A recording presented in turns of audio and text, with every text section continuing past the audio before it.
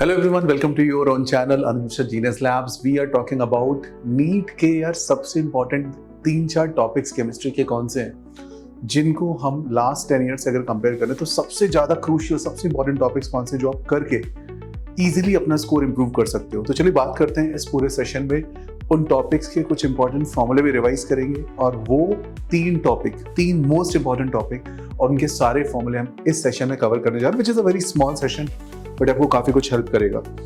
तो जब मैंने फिगर आउट किया कि तो 3 सबसे इंपॉर्टेंट टॉपिक कौन से हैं तो निकल के आते हैं ये 3 टॉपिक बच्चों।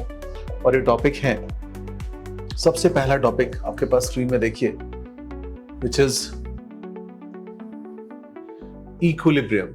Okay, equilibrium. Second topic is chemical bonding and third topic है एल्डिहाइड्स एंड कीटोन्स। ये 3 टॉपिक अगर आपने कर लिए तो मान के चलो कि आपने नीट को मेजरली केमिस्ट्री के पॉइंट ऑफ व्यू से तो अच्छे से आपने अटेम्प्ट कर लिया।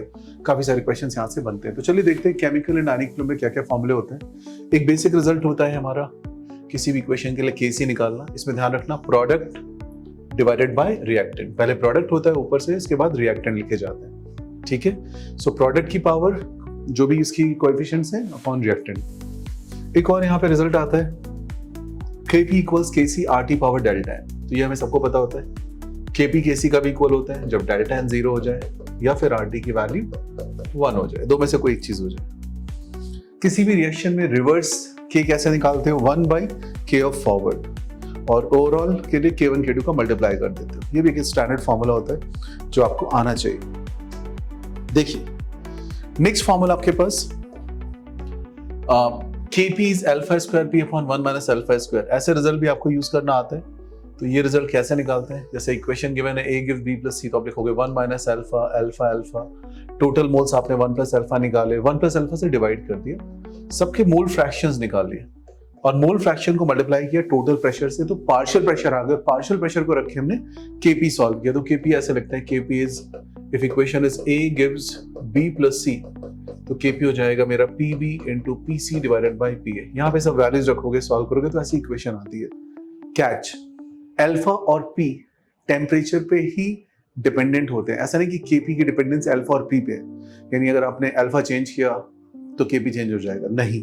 Kp सिर्फ T पे डिपेंडेंट होता है, ये बात ध्यान रखना। इस पे कई सारे क्वेश्चंस एग्जाम में आए हुए हैं। अच्छा एक और चीज देख लो, Q अगर Kc से छोटा है तो रिएक्शन फॉरवर्ड जाएगी और Q और Kc से बड़ा है तो रिएक्शन बैकवर्ड जाएगी और अगर Q Kc के इक्वल है तो इक्विलिब्रियम होगा। तो ये कुछ इंपॉर्टेंट फॉर्मूले हैं।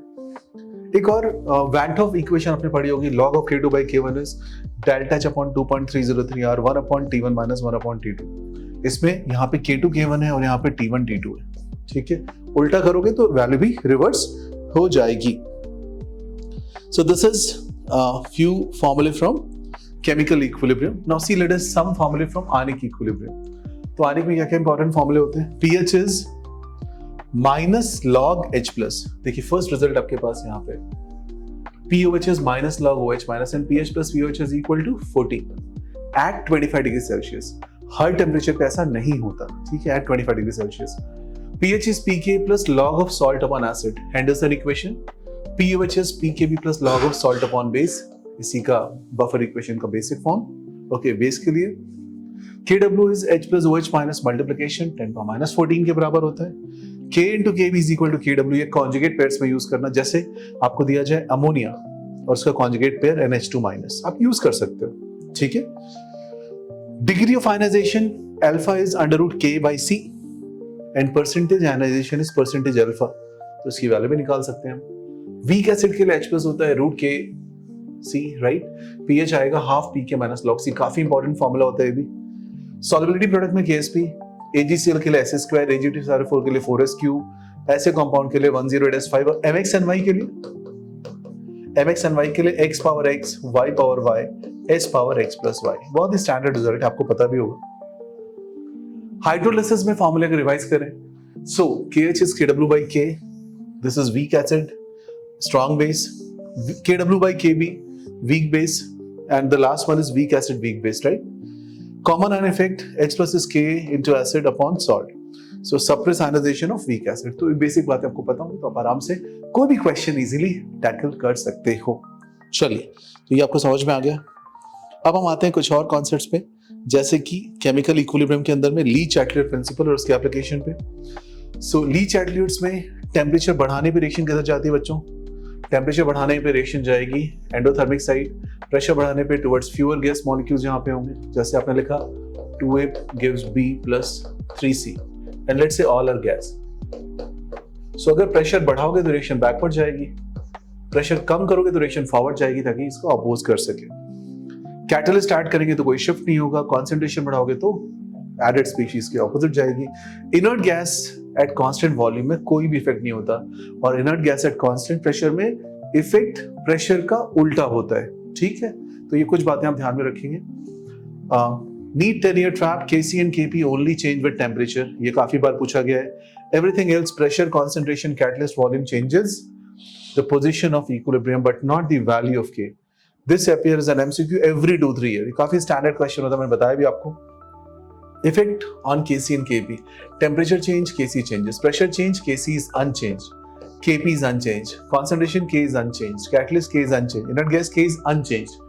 K change नहीं होगा, ठीक है? कर पाएंगे सारे केसेस?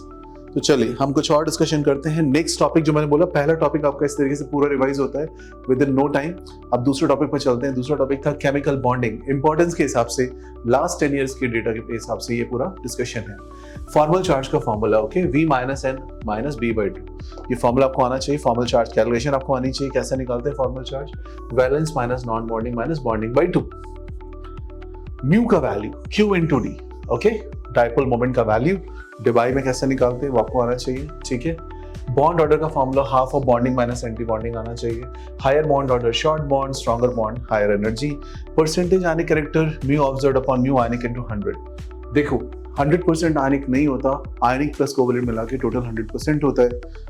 0 फॉर सिमेट्रिक मॉलिक्यूल्स, और ये मॉलिक्यूल को बोलते हैं हम non polar, right.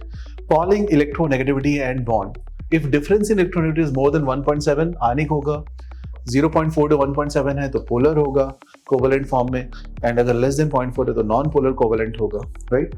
Resonance hybrid energy, actual energy is less than any resonating structure, okay.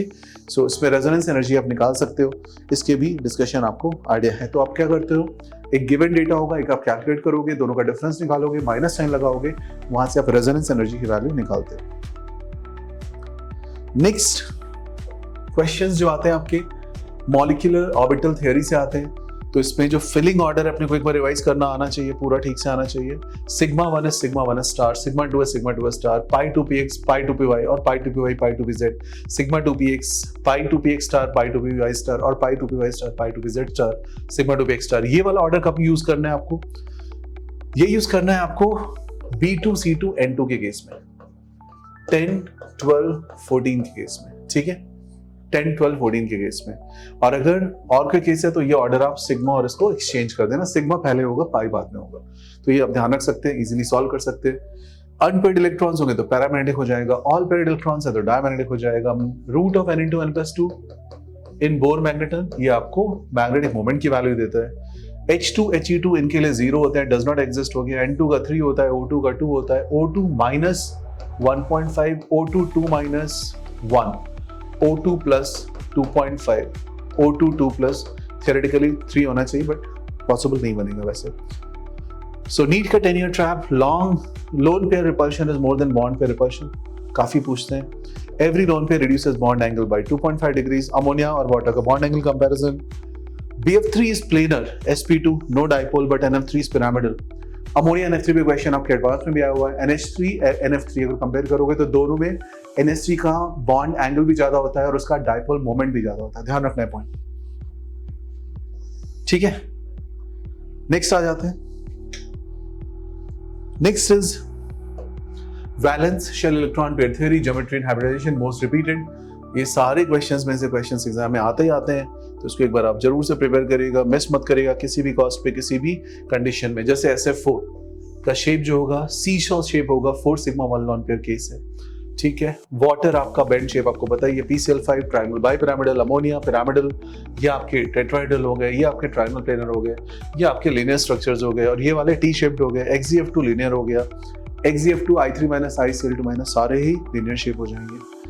SF6 XeF4, SF6 octahedral हो जाएगा, XeF4 स्क्वायर प्लेनर हो जाएगा। हाइब्रिडाइजेशन कैसे निकालते हैं और एंगल क्या होता है? इसका भी आइडिया आपको है, राइट। तो चलिए हम देखते हैं अपना लास्ट और फाइनल टॉपिक, जहां पे हम बात करेंगे तीसरे इंपॉर्टेंट टॉपिक की, यानी कि एल्डिहाइड टॉपिक की, कार्बोनाइल कंपाउंड, जहां से बहुत ज्यादा क्वेश्चंस आते हैं एग्जाम में। अब इसमें क्या क्या क्वेश्चंस आते हैं एक बार चेक करते हैं। सो सी, एल्डोल कंडेंसेशन, CH3CHO की 2 यूनिट्स क्लब होती हैं, ऐसा कंपाउंड बनेगा अल्फा हाइड्रोक्सी कार्बोनाइल। ओके, सो ये देखो, ये CHO है आपका अल्फा, इसकी अल्फा पोजीशन हो गई। बीटा हाइड्रोक्सी कार्बोनाइल, सो लिख दीजिए बीटा हाइड्रोक्सी कार्बोनाइल, या फिर alpha beta unsaturated carbonyl. Crotonaldehyde can be example. Okay, if PHCHO reacts on PHCHO नहीं होगा ऐसा रिएक्शन, क्योंकि आपको पता है इसके लिए अल्फा हाइड्रोजन की रिक्वायरमेंट होती है। Cannizzaro non enolisable aldehyde, basically H की एब्सेंस होती है, अल्कोहल और कार्बोक्सिलेट बनता है, HCHO is the most common example. It can be considered disproportionation if the same member is used. Tolerance test कौन कौन देता है? एल्डिहाइड देता है, कीटोन नहीं देता है, अल्फा हाइड्रोक्सी कीटोन देता है, हेमीएसिटल देते हैं, कीटल्स नहीं देते हैं, हेमी कीटल्स भी नहीं देते हैं, राइट, और एसिटल्स भी नहीं देते हैं। AG का silver mirror, ketones do not give this test. Fehling test, RCHO plus U plus 2 giving this, CO2 का brick red colour, aromatic aldehyde do not reduce it. So बड़े ग्रुप्स ये टेस्ट नहीं दे पाते, PHCHO नहीं देगा, कोई बल्कि पाइवैल्डिहाइड जैसा कंपाउंड नहीं देगा। आइडोफॉर्म टेस्ट, CH3C डबल बॉन्डों की प्रेजेंस, पर ध्यान रखना एसिड नहीं होना चाहिए, एसिड डेरिवेटिव नहीं होना चाहिए। कीटोन हो सकता है, एल्डिहाइड हो सकता है, CHI3 का फॉर्मेशन देगा, येलो कलर।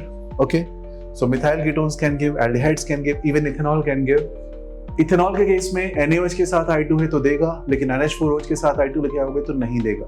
बट इसके साथ, कीटोन के साथ NaOH के साथ लाओ तो भी देगा, NH4OH के साथ लाओगे तो भी देगा। Next is HVZ reaction, acid with P plus bromine, alpha bromo carboxylic acid, only for COH group, not for ketones. Then comes Clemmensen reduction, Clemmensen and Wolff-Kishner, दो काफी इंपॉर्टेंट रिएक्शंस होती है। Clemmensen Wolff-Kishner दोनों में C double bond CH2 में convert होता है, but first case में जिंक HgHCl होता है, दूसरे में NH2OH minus OR minus होता है। तो दो रिएक्शन आप एक बार रिवाइज करेंगे। रॉसनमैन रिडक्शन काफी पूछते हैं, RCOCl से RCHO बनता है, PDBSO4H2, लिंडार कैटलिस्ट वाले रिएजेंट देखने को मिलता है। Coming to the next part in topic 3, nucleophilic addition reactivity HCHO CH3CHO। देखो जितना बल्कि होगा लोकेशन, जैसे यहाँ पे देखो लोकेशन लीन है, HH है तो इजीली अटैक होगा, एक CH3 है तो थोड़ा इजी है, 2 CH3 थोड़ा बढ़ गया डिफिकल्टी, PH आ गया तो और मुश्किल हो गया। Carbonyl compound C double bond aldehydes is better than ketone, आपको सीक्वेंस आती है already. And acidity of carboxylic acid आनी चाहिए, formic, acetic and C2H5COH, CCl3, इनके सीक्वेंसेस आपको अलग से पता ही है। तो जितने ज्यादा Cls होंगे उतनी ज्यादा एसिडिटी बढ़ेगी रिएक्शन में। बॉइलिंग पॉइंट ऑर्डर में acid, alcohol, aldehyde and then ether due to H bonding. Dimerization को भी ध्यान रखिएगा, ठीक है। Now coming to the next part, condensation based question. इसमें आपको सिर्फ वाटर एलिमिनेट करते हुए आंसर निकालते जाना है। जैसे यहाँ पे देखिए H2 रिमूव होगा तो क्या बनेगा, C डबल बॉन्ड NOH, ये हो गया ऑक्साइन फॉर्मेशन। यहाँ पे हाइड्रोक्सी नाइट्राइल बन गया, COHCN वाले केसेस में हमें हो सकता है OHCN आ जाएगा, है ना। एसिटल कीटल आपको पता होना चाहिए, हेमिएसिटल में क्या होता है, एक OH और एक OR होता है, एसिटल में 2 OR होता है। सिमिलरली हेमी कीटल में एक OH एक OR होगा और कीटल में 2 OR होंगे with a ketone. This is again H2O remove कर दो, आप कंपाउंड बना सकते हैं। तो नीट 10 ईयर पैटर्न में 3 questions appear almost every year. Iodoform test पे क्वेश्चन बहुत कॉमन क्वेश्चन है। टॉलरेंस वर्सेस फेलिंग पे क्वेश्चन काफी कॉमन है, right. Reactivity order of nucleophilic addition is very common question. I hope you like this series. We will be coming up with more and more such videos. Thank you so much for watching. Please share with your friends also. If you have any doubt, any questions, any queries regarding this, you can post in comment box. You can also join our WhatsApp group so that we can connect back to you and we can help you in further studies. Thank you.